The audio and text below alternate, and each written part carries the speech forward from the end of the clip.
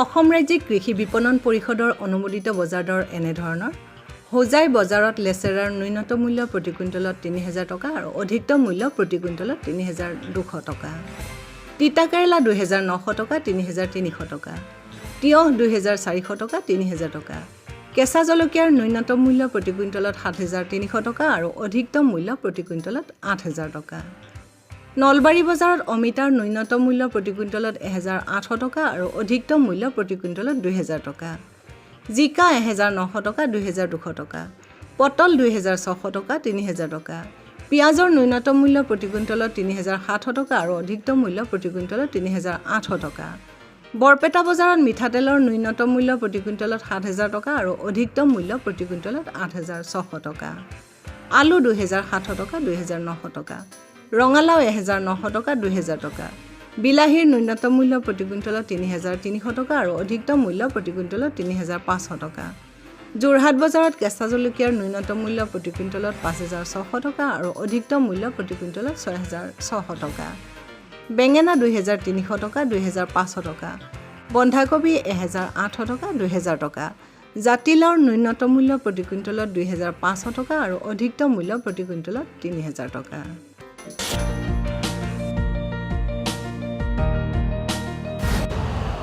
Urea का स्वदेशी उत्पादन 70 लाख टन बढ़ाने के लिए 6 उर्वरक संयंत्रों का उद्धार किया जा रहा है।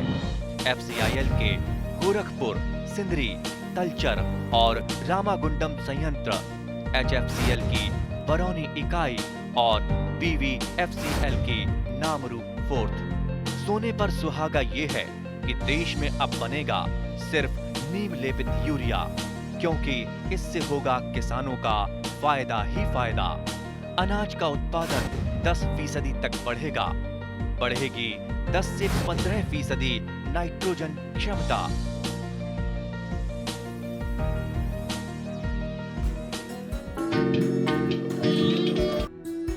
প্ৰাকৃতিক জলসম্পদেৰে পৰিপূৰ্ণ অসমত মীন পালনে যথেষ্ট সম্ভাৱনীয়তা বহন কৰি আহিছে। ৰাজ্যখনৰ গ্ৰাম্যাঞ্চলৰ বহুতো নিবনুৱা যুৱক যুৱতী মীন পালনৰ জৰিয়তে স্বনিয়োজনৰ বাবে আগবাঢ়ি আহিছে। সাধাৰণতে দ পৰিত্যক্ত জলাশয় মীন পালনৰ বাবে উপযোগী। এনে দ পৰিত্যক্ত অঞ্চলসমূহত বিজ্ঞানসন্মতভাৱে পাৰ বান্ধি পুখুৰী নিৰ্মাণ কৰিব পাৰি। ডাঙৰ আকৃতিৰ মাছ উৎপাদন কৰিবলৈ পুখুৰীৰ আকৃতিও ডাঙৰ হ'ব লাগে। ডাঙৰ মাছ উৎপাদন কৰিবলৈ দ পৰিত্যক্ত জলাশয় মীন পালন পুখুৰীলৈ পৰ্যবেক্ষিত কৰা নগাঁও জিলাৰ জুৰিয়া উন্নয়ন খণ্ডৰ পশ্চিম মুকুন্দআটিৰ মীন পালক জয়নাল আবেদিনে তেওঁৰ অভিব্যক্তি প্ৰকাশ কৰি এনেদৰে কয়। আমি দেখিছোঁ আপুনি মাছ পালনৰ লগত জড়িত আছে। হয় ছাৰ। এনেই কিমানমান পানীকালিত আপুনি মাছ পালন এতিয়া প্ৰায় মই ২০০ বিঘাৰ ওপৰত পানীকালিত ২০০ বিঘাৰ ওপৰত। তাৰমানে আপোনালোকৰ গোটেই পৰিয়ালটোৱে মাছ পালনৰ লগত জড়িত? গোটেই পৰিয়াল মানে ভাই ককাই আমি পাঁচজন ভিতৰত মই দুজন আমি মাছৰ লগত জড়িত আৰু সি লিখাপৰ বেলেগ বেলেগ কামত। মোৰ দেউতা আগৰ পৰাই ফিচাৰী কৰে। আজিৰ পৰা ৪০ বছৰ আগৰ পৰা মাছৰ ব্যৱসায়ৰ লগত মোৰ দেউতা জড়িত হৈ আছে। আমি দেখিছোঁ যে আপুনি ডাঙৰ পুখুৰী, তাৰমানে বৃহৎ বৃহৎ পুখুৰীত মাছ পালন কৰি আছে আৰু ডাঙৰ মাছ উৎপাদন কৰি আছে। এনেই ধৰক এটা পুখুৰীৰ পানীকালি কিমানমান হ'ব বাৰু? মোৰ এইটো ৫০ বিঘা যিটো ফিচাৰী যিটো আছে, মই যিটো থিয় হৈ আছোঁ, তাত এভাৰেজ ৬ ফুটৰ ওপৰত পানী আছে। ৬ ফুটৰ ওপৰত পানী আছে। আৰু বাকী কেইটা পুখুৰী কিমান ডাঙৰ? বাকী এটা ৭০ বিঘা আছে, এটা ৩০ বিঘা। তেনেকুৱা ডাঙৰ। তাৰমানে আপুনি ডাঙৰ মাছেই উৎপাদন কৰে? ডাঙৰ মাছ, বেছিকৈ মই ডাঙৰ মাছ উৎপাদন কৰোঁ। এই ডাঙৰ মাছ উৎপাদন কৰাৰ কাৰণ কি বাৰু? ডাঙৰ মাছ, হয়, ডাঙৰ মাছ উৎপাদন কৰিলে আমি বজাৰ মূল্য ভাল পাওঁ আৰু ডাঙৰ মাছৰ খাদ্যও কম লাগে। আমি 2% খাদ্য বডিউডৰ 2% খাদ্য দিলে আমাৰ হৈ যায় ডাঙৰ মাছ। আৰু যিকোনো বজাৰত আমি ভাল বজাৰ এটা আছে অসমত।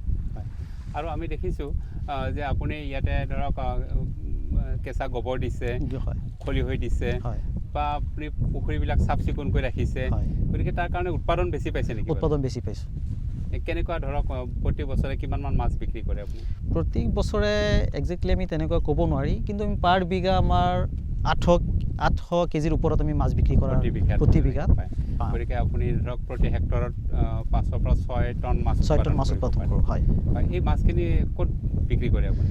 মই লোকেল বজাৰ যিখিনি আছে আমি চাহিদা পূৰণ কৰোঁ। অসমৰ বিভিন্ন ডিষ্ট্ৰিক্টলৈ পঠাওঁ, অসমৰ বাহিৰতো পঠাওঁ। আমাৰ মাছ ডিমাপুৰ, অৰুণাচল, নাগালেণ্ড তালৈকে যায়। এইবিলাকতো হয়, শ্বিলঙত পঠাওঁ। তাৰমানে ডাঙৰ মাছ হিচাপত আপোনালোকৰ মাছৰ চাহিদা বেছি আৰু মাছৰ খোৱাত সুস্বাদ আছে আৰু মানুহৰ যিটো পুষ্টি যিমানখিনি আশা কৰিব যায় সেইখিনি পোৱা যায় ডাঙৰ মাছত হয় গতিকে ডাঙৰ মাছ যিহেতু ইয়াত প্ৰাকৃতিক খাদ্য প্ৰস্তুত হয় নিজে নিজে গতিকে মাছখিনিও সোৱাদটো বেছি হয় আৰু ডাঙৰ মাছ কৰিবৰ কাৰণে ফিচাৰী ডাঙৰ থাকিব লাগিব আৰু প্ৰকৃতিক খাদ্য যোগান ধৰিব লাগিব প্ৰকৃতিক খাদ্য যোগান নোহোৱাকৈ আমি ডাঙৰ মাছ বনাব নোৱাৰি আমি শুনিছোঁ যে মানে ধৰক মীন পালকসকলে কিছুমান মীন পালকে ধৰক প্ৰয়োজনতকৈ বেছি ইউৰিয়া ছুপাৰ এইবিলাক প্ৰয়োগ কৰে আপোনালোকে ধৰক ইয়াৰ কোনোবা মীন পালকে এইটো প্ৰয়োগ কৰে নেকি নাই আমাৰ তাত মীন পালক বহুত জানে বুজি পায় আৰু কেতিয়াবা আমি ট্ৰেইনিং লৈ আহিছোঁ আৰু বেছি সাৰ ব্যৱহাৰ কৰিলেতো আমাৰ কাৰণে ক্ষতিকাৰক এতিয়া যদি আমি 1 বিঘা মাটি যদি আমি 40 কেজি সাৰ ইউৰিয়া যদি ব্যৱহাৰ কৰোঁ আমাৰ মাছ এনেই মৰি যাব আজি গম বুজি পাইছে কিহকে এইবিলাক কিছুমান উৰা বাতৰি কিছুমান ব্যৱহাৰ কৰি আছে কিন্তু নজনাকৈ কিন্তু এতিয়া লাহে লাহে ঠিক ঠাকি চলি আছে বুজি পাইছে আপুনি বাকী মানুহখিনি বুজায় নেকি বুজাওঁ আমি আলোচনা হওঁ আমি ডেইলি আমাৰ সন্ধিয়া সময়ত আমাৰ মাছ বজাৰ এটা আছে তাত বহি আমি আলোচনা কৰোঁ কোনে কিমান মাছ উৎপাদন কৰিছে কেনেকৈ উৎপাদন কৰিছে আমাৰ নিজৰ ভিতৰতে ডেইলি ডিছকাছ এটা হয় আপোনালোকৰ মাজতে এটা কমিটি হয় ক্লাছ আলোচনা হয় ডেইলি হয় আজিও হ'ব কোনে কিমান টকা মাছ বিক্ৰী কৰিছে ক'ত বিক্ৰী কৰিছে কি প্ৰাইচ পাইছে কেনেকৈ মাছ বনাই আছে আমাৰ মাজতে আলোচনা হয় আৰু আমি যিমান পাৰি আছোঁ প্ৰাকৃতিক নেচাৰেলৰ ওপৰত আমি জোৰ দি আছোঁ যিহেতু ডাঙৰ আকৃতিৰ মাছৰ উত্তম বজাৰ চাহিদা আছে গতিকে পুখুৰীত ডাঙৰ মাছ উৎপাদনৰ ব্যৱস্থাৱলী সন্দৰ্ভত জ্যেষ্ঠ মীন বিষয়া ডক্টৰ সঞ্জয় শৰ্মাই এনেদৰে কয় আমি আজি আছোঁ নগাঁও জিলাৰ জুৰীয়া অঞ্চলৰ এই অঞ্চলত ইয়াত আমি দেখিছোঁ যে ইয়াৰ মীন পালকসকলে প্ৰধানকৈ ডাঙৰ মাছটো উৎপাদন কৰে আমি সাধাৰণতে লক্ষ্য কৰিছোঁ যে আমাৰ অসমত যিখিনি ডাঙৰ মাছ মানে বজাৰলৈকে আহে এই ডাঙৰ মাছখিনি আমাৰ বহিৰাজ্যৰ পৰাহে বিশেষকৈ আহে কিন্তু আমি লক্ষ্য কৰিছোঁ যে বহিৰাজ্যৰ পৰা আমাৰ ডাঙৰ মাছখিনি কিয় আহিব লাগে আমাৰ ইয়াত ইমান জলকালি আছে ইমান দ পৰিত্যক্ত জলাশয় আছে গতিকে আমাৰ মীন পালকসকলে যদি এই দ পৰিত্যক্ত জলাশয়খিনিৰ পাৰ বান্ধিলে যিহেতু এটা ডাঙৰ পুখুৰীলৈকে পৰিৱৰ্তন হয় আৰু ডাঙৰ পুখুৰীত ডাঙৰ মাছ উৎপাদন কৰাৰ কাৰণে সুবিধা হয় গতিকে তেওঁলোকক আমি বিভিন্ন মাধ্যমৰ যোগেদি তেওঁলোকক প্ৰশিক্ষণ দি তেওঁলোকক ছ'চিয়েল মিডিয়াৰ জৰিয়তে আমি কিছুমান মেছেজ দি এনেকুৱাকৈ মটিভেট কৰিছোঁ যাতে তেওঁলোকে ডাঙৰ মাছে যাতে পুখুৰীত উৎপাদন কৰিব পাৰে যিটোৱে আমাৰ বজাৰ মূল্যত বেছিকৈ পায় আৰু মাছৰ চাহিদাটো বেছি মানে আপোনালোকে নিশ্চয়কৈ লক্ষ্য কৰে যে আমাৰ যিটো সৰু মাছ যিটো তাৰমানে সৰু মাছ মানে আমি এইটো কৈছোঁ যিটো হোটেল চাইজৰ মাছ বুলি কোৱা হয় যিটো 1 কেজিত 15-20টামান উঠে তেনেকুৱা মাছৰ বজাৰ মূল্য হৈছে 100 পৰা 150 টকা প্ৰতি কিলোত কিন্তু যিটো ডাঙৰ মাছ হয় যিটো এবছৰতে যিটো 2.5 কেজি 3 কেজি উৎপাদন কৰিব পাৰি ভকুৱা ৰৌ বা এনেকুৱা ধৰণৰ মাছ তাৰ বজাৰ মূল্য হৈছে 300 টকাৰ পৰা 400 টকা গতিকে 3 গুণ তাৰ মাছৰ দামটো বেছি হয় কিন্তু মানে ধৰক 1 বিঘা পানীকালিত যদি আমি সৰু মাছ যদি আমি 600 পৰা 700 কেজি উৎপাদন কৰিব পাৰোঁ ডাঙৰ মাছটো আমি হয়তো 500 পৰা 600 কেজি উৎপাদন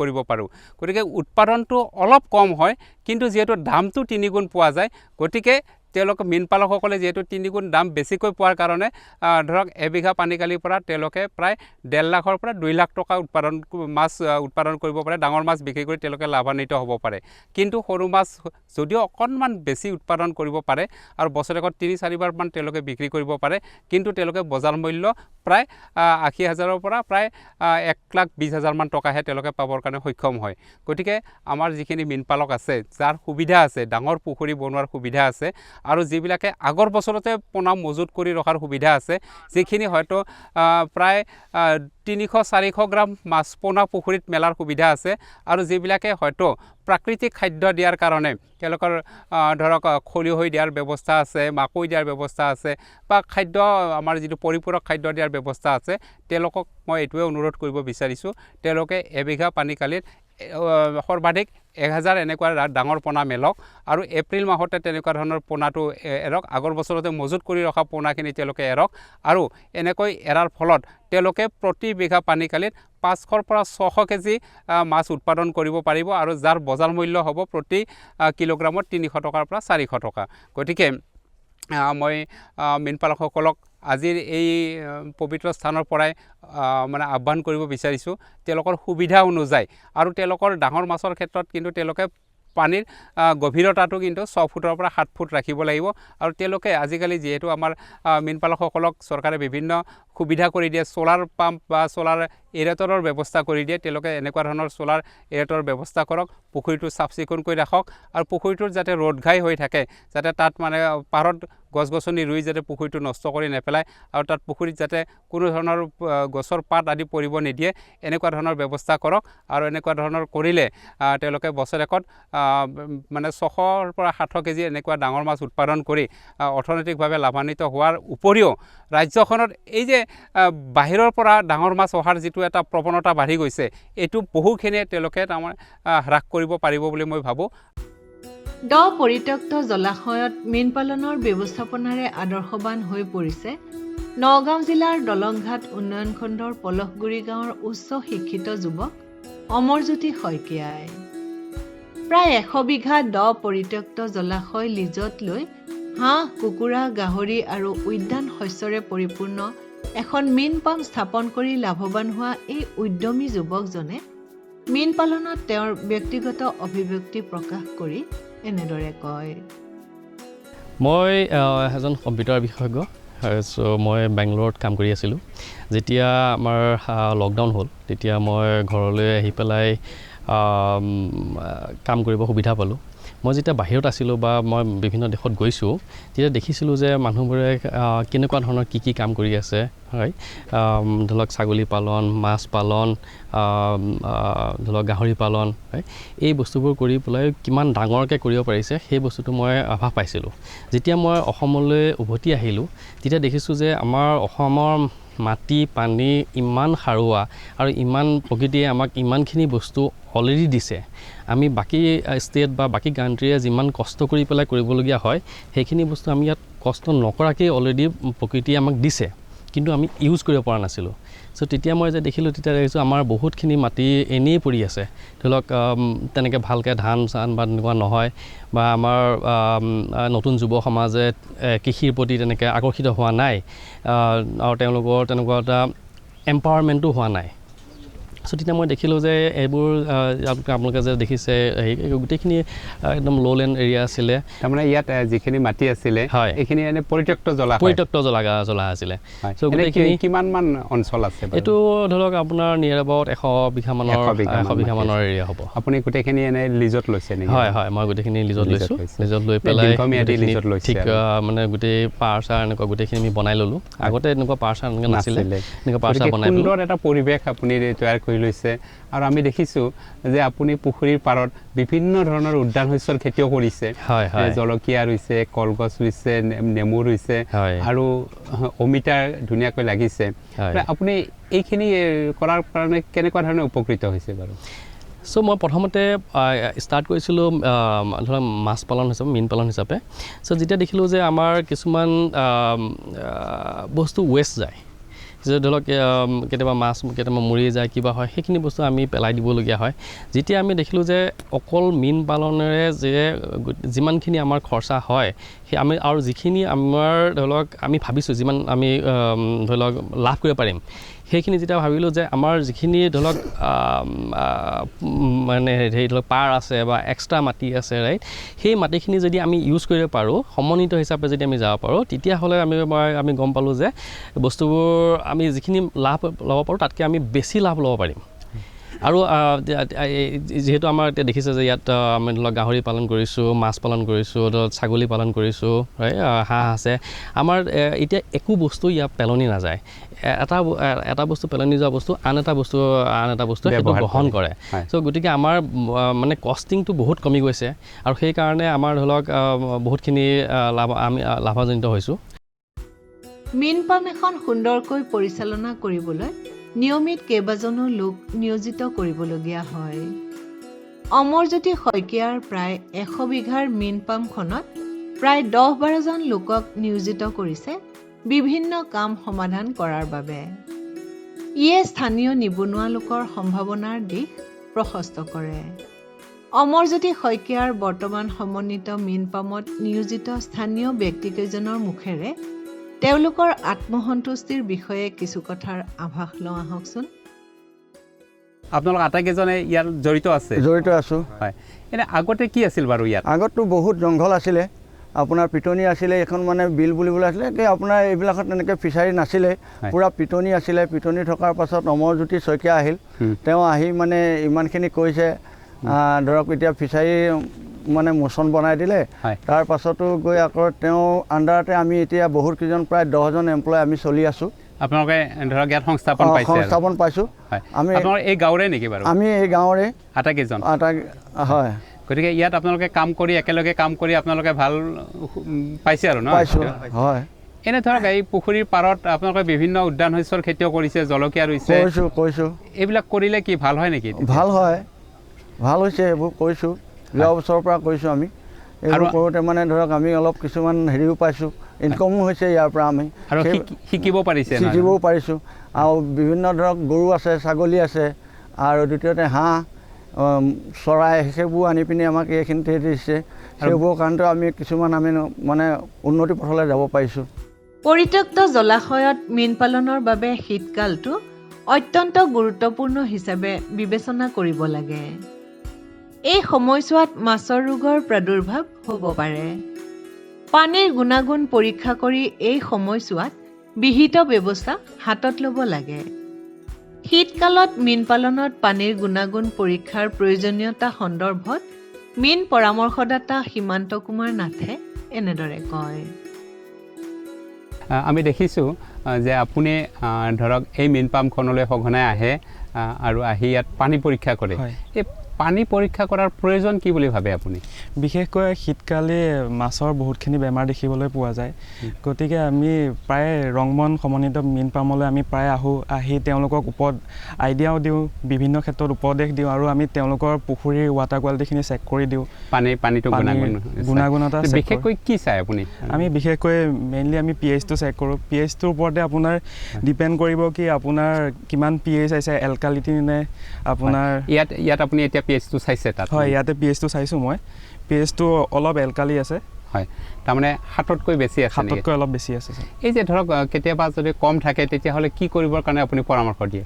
কম যদি থাকে আমি তেওঁলোকক উপদেশ দিওঁ যে কি তেওঁলোকে চূণ এপ্লাই কৰে নিৰ্দিষ্ট এমাউণ্টত। আমি তেওঁলোকক প্ৰত্যেকটো pH-ৰ পৰা এমাউণ্টত pH বেলেগ বেলেগ হয়, আমি ৰেঞ্জটো তেওঁলোকক pH কিমান এপ্লাই কৰি, চূণ কিমান এপ্লাই কৰিব লাগিব তেওঁলোকক ৰেঞ্জটো দি দিওঁ। হয়, সেইমতে তেওঁলোকে ব্যৱহাৰ কৰে। আৰু এই যে ধৰক এতিয়া মানে লাহে লাহে শীতৰ আগমন আহিছে, গতিকে তাৰ কাৰণে আপুনি কি পৰামৰ্শ দিয়ে যে ধৰক মাছখিনি যাতে কোনো ধৰণৰ বেমাৰ আজাৰ নহয় তাৰ কাৰণে কি কৰে? তেওঁলোকক আমি পৰামৰ্শ দিওঁ যে তেওঁলোকে পুখুৰীৰ পাৰবোৰ চাফ চিকুণকৈ ৰাখে, পুখুৰীৰ পাৰত যাতে ডাঙৰ গছ নাথাকে, যাতে ৰ'দ ঘাই পৰে ধুনীয়াকৈ। পুখুৰীটোত মানে ৰ'দ পৰি থাকিলে আপোনাৰ পুখুৰীটোৰ প্ৰডাকশ্যনটো বেছি হয়, আৰু ঠাণ্ডা দিনত যিহেতু ৰ'দটো বহুত কম হয়, গতিকে গছ গছনি কম থাকিলে তেতিয়া পুখুৰীৰ পাৰটোত মানে ৰ'দৰ যিটো তাপ হয় সেইটো বেছিকৈ পৰিলে প্ৰডাকশ্যনৰ ক্ষেত্ৰত আমাৰ ভাল হয়, আৰু ৰোগ নিৰাময়ৰ ক্ষেত্ৰতো ভাল হয়। আৰু এনে চূণৰ লগত আপুনি কিবা? চূণৰ লগতে আমি হালধিও এপ্লাই কৰিব দিয়ে। এনে ধৰক কিমান পৰিমাণটো কেনেকুৱা? চূণৰ আমাৰ বিঘা প্ৰতি আমি 10 কেজি কওঁ, আৰু হালধি আপোনাৰ 1 কেজি হয়। 1 কেজি গুড়ি হালধি? গুড়ি হালধি 10 কেজি চূণ আৰু 1 কেজি গুড়ি হালধি সমানে মিহলাই মানে প্ৰয়োগ কৰিব দিয়ে। তেতিয়া তাৰমানে ধৰক বেমাৰৰ বীজাণুবিলাক নাইকিয়া হয়। গতিকে এই যে ধৰক pH-ৰ কথা আপুনি ক'লে, আৰু কি বস্তু ধৰক প্ৰয়োজন? আমি বিশেষকৈ pH-টো মেইন হয়। pH-ৰ উপৰিও আমি মৰ্ণিং ভাগত আহিলে আমি তেওঁলোকৰ তাতে আমি DO টেষ্টটো কৰোঁ, ডিজল্ভ অক্সিজেনৰ, আৰু নাইট্ৰেট এমনিয়া এইখিনি টেষ্টটো কৰা যায়। যিহেতু সকলো শ্ৰেণীৰ মীনপালকসকলৰ বাবে শীতকালটো যথেষ্ট গুৰুত্বপূৰ্ণ, গতিকে শীতকালত মীন পালনত ল'বলগীয়া ব্যৱস্থাৱলী সন্দৰ্ভত মীন বিষয়া ডক্টৰ সঞ্জয় শৰ্মাই এনেদৰে কয়। শীতকালটো মীনপালকসকলৰ কাৰণে অতি গুৰুত্বপূৰ্ণ সময়। এই সময়তে মীনপালকজনে যথেষ্ট ক্ষতিৰ সন্মুখীন হ'বলগীয়া হয়, কিয়নো এই শীতকালতে মাছৰ নানা ধৰণৰ বেমাৰ আজি হয়, আৰু পুখুৰীত পানী কমি হঠাৎ মাছখিনিৰ মৃত্যুবৰণ কৰিবলগীয়া হয়। গতিকে এই ক্ষেত্ৰত আমি মীনপালকসকলক এইটোৱে পৰামৰ্শ দিব বিচাৰোঁ যে শীতৰ প্ৰাদুৰ্ভাৱৰ লগে লগে যাতে পুখুৰীটোত অন্ততঃ পানী 5 ফুটৰ পৰা 6 ফুট যাতে তাত থাকে। যদি কেনেবাকৈ পানীৰ পৰিমাণটো কমি আহিছে লাহে লাহে, তেতিয়াহ'লে যাতে অন্য উৎসৰ পৰা যাতে তাত পানী দিব পাৰে তাৰ ব্যৱস্থাটো আমি নিশ্চয়কৈ কৰিব লাগে। তাৰোপৰি যে কেতিয়াবা শীতকালটোত আমি দেখোঁ যে পুখুৰীত ৰঙচুৱা ধৰণৰ কিছুমান চামনি পৰিছে আৰু এই চামনি পৰিলে এই চামনিয়ে সূৰ্যৰ ৰশ্মিটো প্ৰত্যক্ষভাৱে পুখুৰীৰ তলিত পৰাত মানে বাধা দিয়ে। গতিকে এই চামনিখিনি দুবাৰ তিনিবাৰ আমি উঠাই পেলোৱাৰ ব্যৱস্থা কৰিব লাগে আৰু এই পুখুৰীত মানে কোনো কাৰণতে যাতে তাত ওখ গছনিবিলাকৰ ডালপাত যাতে নাথাকে সেইটো আমি নিশ্চিত হ'ব লাগে আৰু যদি কেনেবাকৈ ওখ গছ থাকেও তাৰ ডালবিলাক কাটি দিয়াৰ ব্যৱস্থা কৰিব লাগে। কাৰণ এই শীতকালতে মানে গছ গছনিৰ পাতবিলাক সৰি পৰে আৰু এই পাতবিলাক সৰি পৰি নিশ্চয়কৈ পুখুৰীতে পৰিব আৰু এই ডাল পাতবিলাকে মানে পচি গৈ পানীটো দূষিত কৰিব। গতিকে আমি যাতে কোনো কাৰণতে ইয়াত পুখুৰীত ওখ ডালপাত নাথাকে তাৰ ব্যৱস্থা আমি কৰিব লাগে। তৃতীয়তে আমি এইটো বস্তু চাব লাগে যে পানীৰ যাতে কোনো কাৰণতে পানীৰ যিটো pH-ৰ পৰিমাণ আছে এই pH-ৰ পৰিমাণ যাতে কোনো কাৰণতে 7তকৈ কম নহয় সেইটোত আমি গুৰুত্ব দিব লাগে আৰু এই pH-ৰ পৰিমাণটো 7ৰ পৰা 8ৰ ভিতৰত ৰখাৰ ব্যৱস্থা কৰিব লাগে আৰু প্ৰয়োজন সাপেক্ষে প্ৰতি মাহতে 10 কিলোগ্ৰামকৈ খোৱা চূণ কেলছিয়াম অক্সাইড চূণ আৰু হালধি 1 কিলোগ্ৰাম সমানে মিহলাই মানে আমি পুখুৰীত প্ৰত্যেক মাহৰ আৰম্ভণিতে এইটো প্ৰয়োগ কৰিব লাগে যাতে তাত কোনো ধৰণৰ বেমাৰৰ বীজাণু নাথাকে। তাৰোপৰি প্ৰিকশ্যন হিচাপত আমি চুক্ৰিনা WS বুলি যিটো ঔষধ পোৱা যায় এইটো 100 ml 10 লিটাৰ পানীত মিহলাই আমি পুখুৰীত প্ৰয়োগ কৰিব লাগে।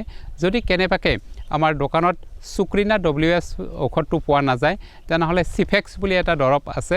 এই চিফেক্স দৰৱটো আমি 100 মিলিলিটাৰ 10 লিটাৰ পানীত মিহলাই পুখুৰীৰ চাৰিওফালে সমানে ছটিয়াই দিব লাগে। এই দুটা বস্তু প্ৰয়োগ কৰিলে চূণ প্ৰয়োগ কৰিলে হালধি প্ৰয়োগ কৰিলে তাত কোনো ধৰণৰ বেমাৰৰ বীজাণু আদি নাথাকিব আৰু যদি বেমাৰৰ বীজাণু নাথাকে তেতিয়াহ'লে তাত কোনো ধৰণৰ মাছৰ ৰোগ হোৱাৰ সম্ভাৱনা নাথাকে। তাৰোপৰি আমাৰ এটা ভুল ধাৰণা আমাৰ মীনপালকসকলৰ আছে যে শীতকালে একেবাৰে মাছে খাদ্য নাখায়, কিন্তু এইটো শুদ্ধ নহয় যে যিকোনো জীৱিত বস্তুৱে খাদ্য খাবই কিন্তু হয়তো খাদ্যৰ পৰিমাণটো অলপ কমাই খায়। গতিকে খাদ্য যাতে কোনো কাৰণতে অপচয় নহয় আৰু খাদ্য যাতে অকণমান হ'লেও অকণমান তেওঁলোকৰ যাতে খাদ্য খাব পাৰে তাৰ কাৰণে আমি বস্তাত বান্ধি হ'লেও দিয়াৰ ব্যৱস্থা কৰিব লাগে, নাইবা আমি ভাসমান খাদ্য যিটো ফ্লটিং ফিড বুলি কোৱা হয় এইটো দিয়াৰ ব্যৱস্থা কৰিব লাগে যাতে খাদ্যখিনি কম পৰিমাণে দিব লাগে যাতে অপচয় কোনো কাৰণতে নহয় আৰু সেইখিনি যাতে পচি আমাৰ পানীত যাতে কোনো কাৰণতে এমনিয়াৰ সৃষ্টি নহয় এইটো কথা আমি লক্ষ্য ৰাখিব লাগে। গতিকে পানীখিনি যদি আমি ভালে ৰাখোঁ আৰু তাত যেতিয়া চূণ প্ৰয়োগ কৰোঁ পানীৰ pH-ৰ পৰিমাণটো যদি আমি ঠিকে ৰাখোঁ আৰু তাত যদি আমি চুক্ৰিনা WS বা চিফেক্স দৰৱবিধ যদি আমি প্ৰতি মাহে মাহে এই 3-4 মাহৰ কাৰণে প্ৰয়োগ কৰোঁ তেতিয়াহ'লে আৰু এটা বস্তু চাব লাগে যাতে তাত মাছৰ ঘনত্ব প্ৰয়োজনতকৈ যাতে বেছি নহয়। যদি ডাঙৰ হয় মাছখিনি তেনেহ'লে অকণমান ডাঙৰ মাছখিনি আমি উঠাই পেলোৱাৰ ব্যৱস্থা ৰাখিব লাগে যাতে সৰু মাছখিনিও বাঢ়ন হোৱাৰ মানে সুবিধা পোৱা যায়। এনেকুৱা ধৰণৰ ব্যৱস্থা যদি আমি কৰোঁ তেনেহ'লে আমি শীতকালটো আমি মীনপালকসকলে পুখুৰীটো সযতনে ৰখাৰ কাৰণে বা কোনো বেমাৰ আজাৰ আদি নোহোৱাকৈ ৰাখিবৰ কাৰণে সক্ষম হ'ব আৰু যাৰ ফলত যিটো মানে তেওঁলোকে সাধাৰণতে যে কয় যে শীতকাল অহাৰ লগে লগে আমাৰ পুখুৰীটোত গোটেই মাছখিনি বেমাৰ লাগি মানে গোটেই মাছ মৰি গ'ল আমি বিভিন্ন লোকচানৰ সন্মুখীন হ'লোঁ, সেইটো যাতে নহয় তাৰ কাৰণে আগতীয়াকৈ এইখিনি ব্যৱস্থা হাতত ল'লে মানে মীনপালকসকল উপকৃত হ'ব পাৰিব। किसान भाइयों गांठ बांध लो बात बहुत है काम की समृद्धि के पैगाम की। मिट्टी के मिजाज को समझो मिट्टी के हर राज को समझो मिट्टी की तुम जांच कराओ मुफ्त सॉइल हेल्थ कार्ड ले जाओ। कभी मुनासिब बीज लगाओ सही किस्म की खाद ले आओ जितनी जरूरी उतनी डालो सही मात्रा खुद पहचानो इसको अपना मंत्र बना लो मिट्टी की सेहत तो जानो। बात बहुत है काम की कम लागत अधिक वरदान की। किसान भाइयों गांठ बांध लो आज ही मिट्टी की जांच कराएं। राज्य सरकार के कृषि अधिकारी से संपर्क करें और मुफ्त में सॉइल हेल्थ कार्ड पाएं। कृषि और किसान कल्याण मंत्रालय द्वारा किसान हित में